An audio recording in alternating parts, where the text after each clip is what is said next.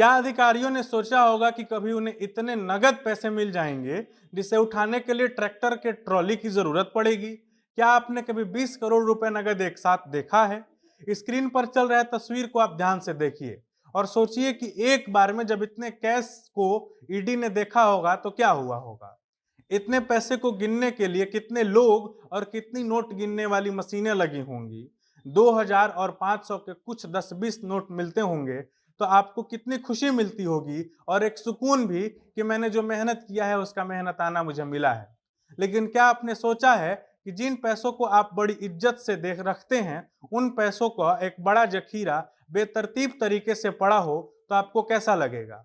एक खबर वायरल हो रहा है, फेसबुक और ट्विटर पर लोग अलग अलग प्रकार की प्रतिक्रियाएं दे रहे हैं। अब हम इस रिपोर्ट में आपको बता रहे हैं कि क्या है पूरा मामला।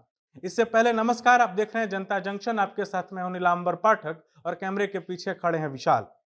दरअसल कुछ तस्वीरें और कुछ वीडियो सोशल मीडिया पर तेजी से वायरल हो रहा है। तस्वीर में 2000 और 500 के नोट का एक बड़ा जखीरा दिख रहा है जिसे ईडी ने पकड़ा है। ये सारे नोट इस युग की सबसे ईमानदार नेता, जुझारू नेता, विकासवादी नेता, 21वीं सदी की धर्मनिरपेक्षता की प्रतिनिधि ममता बनर्जी के अशिक्षित शिक्षा मंत्री पार्थ चटर्जी की बेहद प्यारी, अत्यंत करीबी अर्पिता चटर्जी के घर से मिला है। अब आप तो जानते ही हैं कि ईडी और लाल और हरे नोट का कितना गहरा संबंध है।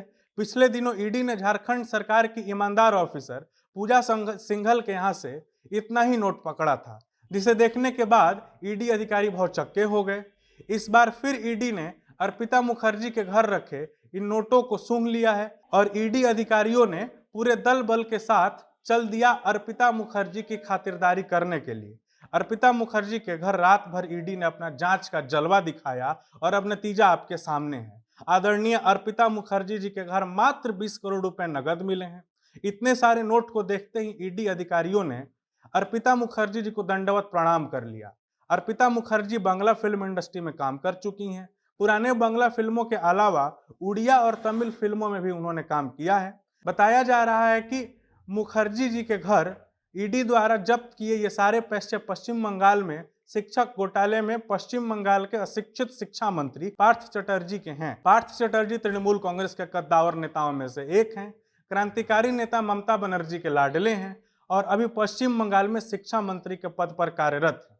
अब पद पर रहते हुए वह क्या काम कर रहे हैं, कितने गुल खिला रहे हैं, उनके इस कारनामे के देखने के बाद उनके द्वारा शिक्षा में किए गए क्रांतिकारी बदलाव का मूल्यांकन तो आप कर ही सकते हैं।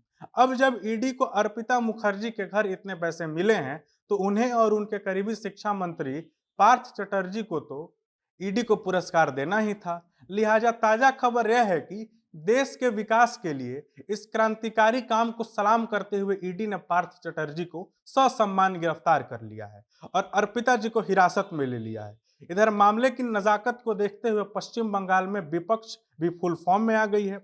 विधानसभा में नेता प्रतिपक्ष शुभेंदु अधिकारी ने मोर्चा खोल दिया है। शुभेंदु अधिकारी ने सोशल मीडिया पर कई तस्वीरें पोस्ट की है जिसमें बंगाल के मुख्यमंत्री ममता बनर्जी प्रसिद्ध दुर्गा पूजा समिति नटकला उदयन संघ की द्वारा दुर्गा पूजा समारोह के उद्घाटन में दिख रही हैं।